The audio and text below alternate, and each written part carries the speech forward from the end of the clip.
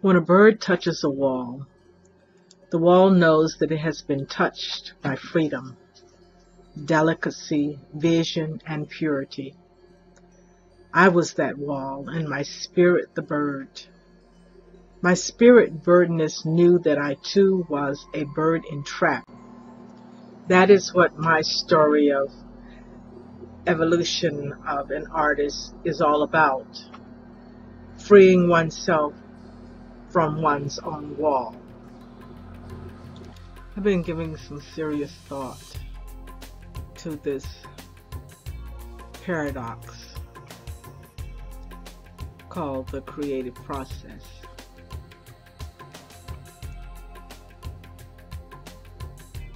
Where the mind goes, what it seeks, what it runs from, what it's thinking, what it's battling with the spirit, the traps that it picks up, the isolation that it secures and violates, the progress, the process, the hours you spend notating and decoding,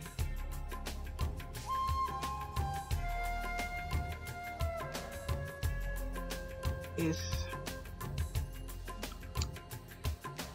in some ways is liberating, in some ways it's just a maze. Not amazing, that too, but it is a maze. And then it can be so very simple. It can be so very simple in that you just start. You just break it down to its least common denominator and erect yourself in a position and just begin.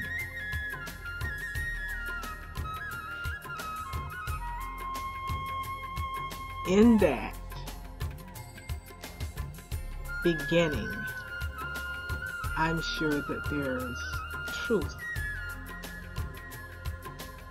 There's no truth present at all. And I know I'm going way out on a limb to say this, but I feel that there's no truth present at all unless you start. Let's put a period on that. In my book, titled This Open Book, The Golden Seal, I write in the introduction, you can spend your lifetime standing at the edge of the field waiting for the peach bus or cotton van to come by to pick you up, to either take you home after a few pennies of pay or for your transport to take you to another peach orchard or cotton field. Or you can go to your own airport in your own vehicle, step into your own airplane, and take off to the destination where God has ordained you to go. Your responsibility when you get there is to make sure that the fields that God has given to you are well preserved, are producing fruit, and are increasing in wealth, spiritual and financial wealth. You either skim on the water like a mosquito or swim in the ocean like a whale. The choice is yours.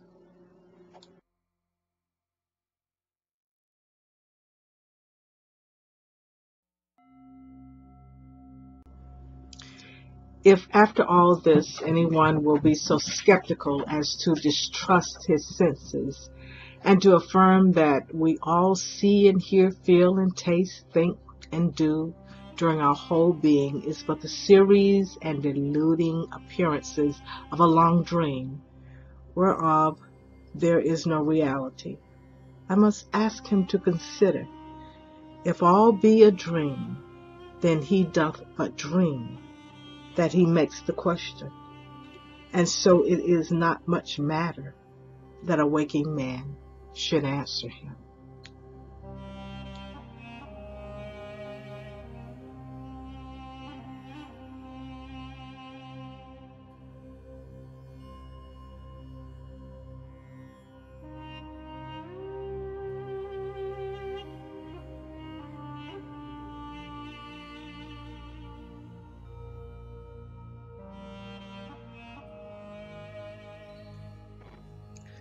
So let's start on some things. This truth-seeking process. I said in my last message to you, go search, go find. I said it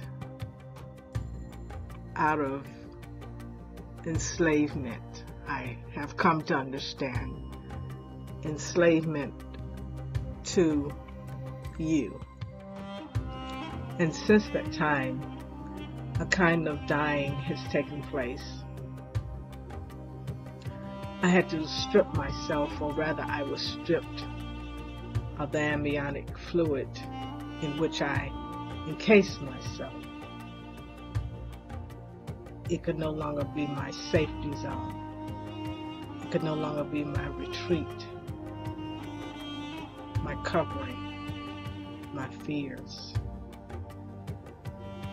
That wall I mentioned earlier.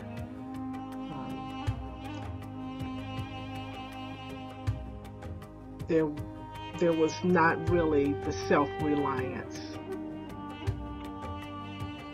on which I thought I stood. And all the truths that I packed in my backpack suddenly crumbled. And I came to realize that I needed to start again. Everything that I said previously in my first message, I still hold, with one exception. You do not factor in this equation. That is one truth. As a matter of fact, this artistic journey is not even about you. My payment to you has been too costly, too painful. There was no defense against the wages you charged. And I am not even talking to you. I'm speaking to myself. That is the liberation. That is the liberation.